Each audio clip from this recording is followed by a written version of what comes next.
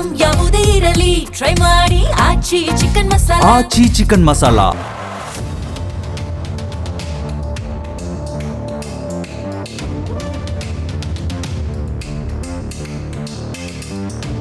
America Israel ನಡೆಸಿದ ಜಂಟಿ ಸೇನಾ ಕಾರ್ಯಾಚರಣೆಯಲ್ಲಿ ಇರಾನ್ ಸರ್ವೋಚ್ಚ ನಾಯಕ ಆಯತುಲ್ಲಾ ಅಲಿ ಖಮೇನಿ ಹತ್ಯೆಗೀಡಾಗಿದ್ದಾರೆ. ಈ ಮಧ್ಯೆ ಖಮೇನಿ ಹತ್ಯೆಯಲ್ಲಿ ಬಳಸಲಾದ ಇಸ್ರೇಲಿ ಕ್ಷಿಪಣಿ ಬ್ಲೂ ಸ್ಪ್ಯಾರೋ ಬಗ್ಗೆ ಈಗ ಜಾಗತಿಕ ಮಟ್ಟದಲ್ಲಿ ಚರ್ಚೆಯಾಗ್ತಾ ಇದೆ. ಆಗಸದ ಅಂಚಿನಿಂದ ನಿರ್ದಿಷ್ಟ ಗುರಿಯನ್ನ ಧ್ವಂಸಗೊಳಿಸಬಲ್ಲ ಸಾಮರ್ಥ್ಯ ಇರುವ ಈ ಬ್ಲೂ ಸ್ಪ್ಯಾರೋ ಕ್ಷಿಪಣಿ ಹೇಗೆ ಕಾರ್ಯನಿರ್ವಹಿಸುತ್ತೆ? ಖಮೇನಿ ಹತ್ಯೆಯಲ್ಲಿ ಇದರ ಪಾತ್ರ ಏನು? ಎಲ್ಲಾ ಪ್ರಶ್ನೆಗಳಿಗೆ ಉತ್ತರ ಇಲ್ಲಿದೆ. ಅದು ಫೆಬ್ರವರಿ 28 ಶನಿವಾರದ ಬೆಳಗಿನ ಜಾವ ಇರಾನ್ ರಾಜಧಾನಿ ಟೆಹರಾನ್ ಆಗಷ್ಟೇ ಎಚ್ಚರಗೊಂಡಿತ್ತು. ಸರ್ವೋಚ್ಚ ನಾಯಕ ಆಯತುಲ್ಲಾ ಅಲಿ ಖಮೇನಿ ಇರಾನ್ ರಾಜಧಾನಿಯ ಹೃದಯ ಭಾಗದಲ್ಲಿರುವ ಪಾಸ್ಚರ್ ಸ್ಟ್ರೀಟ್ನಲ್ಲಿರುವ ಬಿಗಿ ಭದ್ರತೆಯ ಆವರಣಕ್ಕೆ ಆಗಷ್ಟೇ ಆಗಮಿಸಿದ್ರು. ಇಸ್ರೇಲಿ ದಾಳಿಯ ಭಯದಿಂದಾಗಿ ಹಿಂದಿನ ವಾರ ಅವರು ಆಳವಾದ ಭೂಗತ ಬಂಕರ್ನಲ್ಲಿ ಆಶ್ರಯ ಪಡೆದಿದ್ರು. ಆದರೆ ಉನ್ನತ ಮಟ್ಟದ ಭದ್ರತಾ ಸಭೆಯಲ್ಲಿ ಭಾಗವಹಿಸಲು 86 ವರ್ಷದ ಖಮೇನಿ ಹೊರ ಜಗತ್ತಿಗೆ ಬಂದಿದ್ರು. ಆದರೆ ಹೀಗೆ ಹೊರಬಂದ ಕೇವಲ ಒಂದೇ ಗಂಟೆಯಲ್ಲಿ ಖಮೇನಿ ತಮ್ಮ ಕುಟುಂಬದ ಪ್ರಮುಖ ಸದಸ್ಯರ ಜೊತೆ ಭೀಕರವಾಗಿ ಹತ್ಯೆಗೀಡಾದ್ರು. ಆಗಸದಿಂದ ಹಾರಿ ಬಂದ ನೀಲಿ ಗುಬ್ಬಚ್ಚಿಯೊಂದು ಖಮೇನಿ ಸಭೆ ನಡೆಸ್ತಾ ಇದ್ದ ಕಟ್ಟಡವನ್ನ ಸರ್ವನಾಶ ಮಾಡಿತ್ತು. ನೀಲಿಗುಬ್ಬಚ್ಚಿ ಅಥವಾ ಬ್ಲೂ ಸ್ಪ್ಯಾರೋ ಇದು ಇಸ್ರೇಲ್ನ ಅತ್ಯಾಧುನಿಕ ಮತ್ತು ಅಷ್ಟೇ ಡೇಂಜರಸ್ ಮಿಸೈಲ್. ಅಷ್ಟೇ ಅಲ್ಲದೆ ಬ್ಲೂ ಸ್ಪ್ಯಾರೋ ಕ್ಷಿಪಣಿಯನ್ನ ಇಸ್ರೇಲ್ನ ಯಾವುದೋ ಸೇನಾ ನೆಲೆಯಿಂದಾಗಲಿ ಅಥವಾ ಇರಾನ್ ಹತ್ತಿರದ ಯುದ್ಧ ಭೂಮಿಯಿಂದಾಗಲಿ ಉಡಾಯಿಸಲಾಗಿರಲಿಲ್ಲ. ಬದಲಿಗೆ ಈ ನೀಲಿಗುಬ್ಬಚ್ಚಿ ಹೆಚ್ಚು ಕಡಿಮೆ ಬಾಹ್ಯಾಕಾಶದ ಅಂಚಿನಿಂದ ಹಾರಿ ಬಂದು ಖಮೇನಿಯವರನ್ನ ಬಲಿ ಪಡೆದುಕೊಂಡಿದೆ. ಇಸ್ರೇಲ್ನ ಯುದ್ಧ ವಿಮಾನ ಮುಗಿಲೆತ್ತರಕ್ಕೆ ತಲುಪಿ ಅಲ್ಲಿಂದ ಈ ಖತರ್ನಾಕ ಬ್ಲೂ ಸ್ಪ್ಯಾರೋ ಕ್ಷಿಪಣಿಯನ್ನ ನಿಗದಿತ ಗುರಿಯತ್ತ ಹಾರಿಸಿತು. ಈ ಕ್ಷಿಪಣಿಗೆ ಖಮೇನಿ ಅವರ ಕುಟುಂಬದ ಸದಸ್ಯರು ಸೇರಿದ ಹಾಗೆ ಇರಾನ್ನ ಡಜನ್ ಗಟ್ಟಲೆ ಉನ್ನತ ಅಧಿಕಾರಿಗಳು ಬಲಿಯಾಗಿ ಹೋದ್ರು. ನೀಲಿಗುಬ್ಬಚ್ಚಿ ಎಷ್ಟು ಡೇಂಜರ್?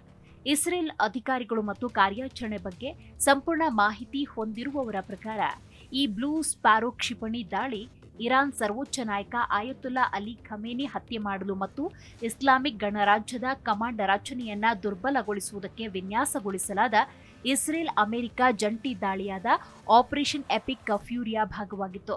ಈ ದಾಳಿ ತಿಂಗಳುಗಳ ಗುಪ್ತಚರ ಸಂಗ್ರಹಣೆ, ವರ್ಷಗಳ ಕಣ್ಗಾವಲು ಮತ್ತು ಖಮೇನಿಯ ಸ್ಥಳದ ಬಗ್ಗೆ ಪಡೆದುಕೊಂಡ ಹೊಸ ಮಾಹಿತಿಯ ಕೊನೆಯ ನಿಮಿಷದ ಹೊಂದಾಣಿಕೆಯನ್ನ ಸಂಯೋಜಿಸಿತ್ತು. ಬ್ಲೂ ಸ್ಪ್ಯಾರೋ ಕ್ಷಿಪಣಿ ಆಧುನಿಕ ಮಧ್ಯಪ್ರಾಚ್ಯ ಇತಿಹಾಸದ ಅತ್ಯಂತ ಪ್ರಮುಖ ವ್ಯಕ್ತಿಯ ಹತ್ಯಾ ಯೋಜನೆಯನ್ನ ಅತ್ಯಂತ ಕರಾರುವಕ್ಕಾಗಿ ಯಶಸ್ವಿಗೊಳಿಸಿದೆ. ಇಸ್ರೇಲ್ನಲ್ಲಿ ಉತ್ಪಾದಿಸಲಾದ ಈ ಕ್ಷಿಪಣಿ ಸರಿಸುಮಾರು 1240 ಮೈಲುಗಳು ಅಥವಾ 1995 ಕಿಲೋಮೀಟರ್ ವ್ಯಾಪ್ತಿಯನ್ನು ಹೊಂದಿದೆ. ಅನೇಕ ಸಾಂಪ್ರದಾಯಿಕ ಯುದ್ಧ ಸಾಮಗ್ರಿಗಳಿಗಿಂತ ಭಿನ್ನವಾಗಿ ಇದು ಅರೆ ಬ್ಯಾಲಿಸ್ಟಿಕ್ ಪಥವನ್ನು ಅನುಸರಿಸುತ್ತೆ. ಉಡಾವಣೆಯ ನಂತರ ಕ್ಷಿಪಣಿ ವೇಗವಾಗಿ ಮೇಲೇರುತ್ತೆ. ಭೂಮಿಯ ವಾತಾವರಣ ಬಿಟ್ಟು ಬಹುತೇಕ ಬಾಹ್ಯಾಕಾಶದ ಅಂಚು ತಲುಪುತ್ತೆ. ಅಲ್ಲಿಂದ ಮತ್ತೆ ಭೂಮಿ ಪ್ರವೇಶಿಸಿ ಅದರ ನಿರ್ದಿಷ್ಟ ಗುರಿಯತ್ತ ವೇಗವಾಗಿ ಇಳಿಯುತ್ತೆ. ಭೂ ವಾತಾವರಣದಿಂದ ನಿರ್ಗಮಿಸುವ ಮತ್ತು ಅದಕ್ಕೆ ಮರು ಪ್ರವೇಶ ಪಡೆಯುವ ಈ ಸಾಮರ್ಥ್ಯ ವಾಯು ರಕ್ಷಣಾ ವ್ಯವಸ್ಥೆಗಳ ಪ್ರತಿಬಂಧವನ್ನ ಸಂಕೀರ್ಣ ಮಾಡುತ್ತೆ. ಕಡಿದಾದ ಪಥ ನೆಲದ ಮೇಲಿರುವವರೆಗೆ ಲಭ್ಯವಿರುವ ಪ್ರತಿಕ್ರಿಯೆ ಸಮಯವನ್ನ ಸಹ ಗಣನೀಯವಾಗಿ ಕಡಿಮೆ ಮಾಡುತ್ತೆ. ಇನ್ನು ಬ್ಲೂ ಸ್ಪ್ಯಾರೋ ಕ್ಷಿಪಣಿಗೆ ಸೇರಿದ್ದೆಂದು ನಂಬಲಾದ ಅವಶೇಷಗಳು ಪಶ್ಚಿಮ ಇರಾಕ್ನಲ್ಲಿ ಪತ್ತೆಯಾಗಿದೆ. ಮರುಭೂಮಿ ಭೂಪ್ರದೇಶದಲ್ಲಿ ಹರಡಿರುವ ಉದ್ದವಾದ ಮತ್ತು ಬೂದು ಬಣ್ಣದ ಸಿಲಿಂಡರ್ ಆಕಾರದ ತುಣುಕುಗಳು ಖಮೇನಿ ಹತ್ಯೆಗೈದ ಬ್ಲೂ ಸ್ಪ್ಯಾರೋ ಕ್ಷಿಪಣಿಯ ಅವಶೇಷಗಳಾಗಿದೆ ಅಂತ ಹೇಳಲಾಗ್ತಾ ಇದೆ. ಹಾಗಾದ್ರೆ ಇರಾನ್ ಮೋಸ ಹೋಗಿದ್ದ ಹೇಗೆ? ಅಸಲಿಗೆ ಇರಾನ್ ಅಧಿಕಾರಿಗಳು ಇಸ್ರೇಲ್ ರಾತ್ರಿಯಲ್ಲಿ ದಾಳಿಗಳನ್ನ ನಡೆಸುತ್ತೆ ಅಂತ ನಂಬಿದ್ರು. ಈ ಊಹೆಯ ಆಧಾರದ ಮೇಲೆ ಅದು ಖಮೇನಿಯ ಭದ್ರತಾ ದಿನಚರಿಯನ್ನ ರೂಪಿಸಿತು. ಸಂಜೆಯ ಸಮಯದಲ್ಲಿ ಅವರನ್ನ ಭೂಗತ ಬಂಕರ್ನಲ್ಲಿ ಇರಿಸಿ ಬೆಳಗಿನ ಸಮಯದಲ್ಲಿ ಹೊರ ಜಗತ್ತಿಗೆ ಕರೆದುಕೊಂಡು ಬರಲಾಗ್ತಾ ಇತ್ತು. ಅಮೆರಿಕದ ಸಿಐಎ ಪಡೆದ ಗುಪ್ತಚರ ಮಾಹಿತಿ ಪ್ರಕಾರ ಇರಾನ್ ಅಧ್ಯಕ್ಷರ ಕಚೇರಿ, ಸರ್ವೋಚ್ಚ ನಾಯಕ ಮತ್ತು ಇರಾನ್ನ ರಾಷ್ಟ್ರೀಯ ಭದ್ರತಾ ಮಂಡಳಿಯ ವಸತಿ ಕಚೇರಿಗಳಲ್ಲಿ ನಿಯಮಿತವಾಗಿ ಇರಾನ್ನ ಹಿರಿಯ ನಾಯಕತ್ವದ ಸಭೆ ನಡೀತಾ ಇತ್ತು.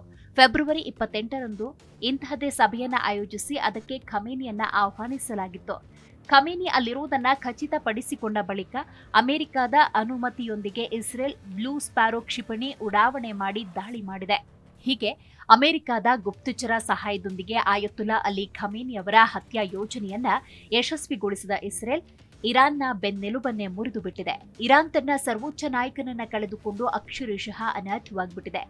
ಆದರೆ ಅದು ಮಧ್ಯಪ್ರಾಚ್ಯದಲ್ಲಿರುವ ಅಮೆರಿಕನ್ ಸೇನಾ ನೆಲೆಗಳನ್ನ ಗುರಿಯಾಗಿಸಿಕೊಂಡು ಪ್ರತೀಕಾರದ ದಾಳಿಗಳನ್ನ ನಡೆಸ್ತಾನೆ ಇದೆ. ಆದಾಗ್ಯೂ ಇರಾನ್ಗೆ ಈ ಆಘಾತದಿಂದ ಹೊರಬರಲು ದಶಕಗಳಷ್ಟು ಸಮಯ ಬೇಕು. ಇರಾನ್ ಈ ಸಂಘರ್ಷದಲ್ಲಿ ತನ್ನ ಸರ್ವೋಚ್ಚ ನಾಯಕನನ್ನ ಕಳೆದುಕೊಂಡು ಬಿಟ್ಟಿದೆ. ಮಾತ್ರವಲ್ಲ, ತನ್ನ ಮಿಲಿಟರಿ ಸಾಮರ್ಥ್ಯವನ್ನ ಕಳೆದುಕೊಳ್ತಾ ಇದೆ. ಅಮೆರಿಕ ಮತ್ತು ಇಸ್ರೇಲ್ ಜಂಟಿ ದಾಳಿಯಲ್ಲಿ ಇರಾನ್ನ ಕ್ಷಿಪಣಿ ದಾಸ್ತಾನು ಧ್ವಂಸವಾಗಿದೆ. ಒಟ್ಟಿನಲ್ಲಿ ಇಸ್ರೇಲ್ನ ಘಾತಕ ಕ್ಷಿಪಣಿ ಬ್ಲೂ ಸ್ಪ್ಯಾರೋ ಇರಾನ್ನ ಸರ್ವೋಚ್ಚ ನಾಯಕ ಆಯತುಲ್ಲಾ ಅಲಿ ಖಮೇನಿ ಅವರನ್ನ ಹತ್ಯೆ ಮಾಡಿದೆ. ಇಸ್ರೇಲ್ ಬಳಿ ಇಂತಹ ಸಾವಿರಾರು ಕ್ಷಿಪಣಿಗಳ ದಾಸ್ತಾನಿದೆ. ಸದ್ಯಕ್ಕೆ ಬ್ಲೂ ಸ್ಪ್ಯಾರೋ ಬಗ್ಗೆ ಭಾರಿ ಚರ್ಚೆಯಾಗ್ತಾ ಇದ್ದು, ಯುದ್ಧ ಮುಂದುವರೆದಂತೆಲ್ಲ ಇಸ್ರೇಲ್ ಯಾವೆಲ್ಲ ಶಸ್ತ್ರಗಳನ್ನ ತನ್ನ ಬತ್ತಳಿಕೆಯಿಂದ ಹೊರತೆಗೆಯುತ್ತೆ ಕಾದು ನೋಡಬೇಕು.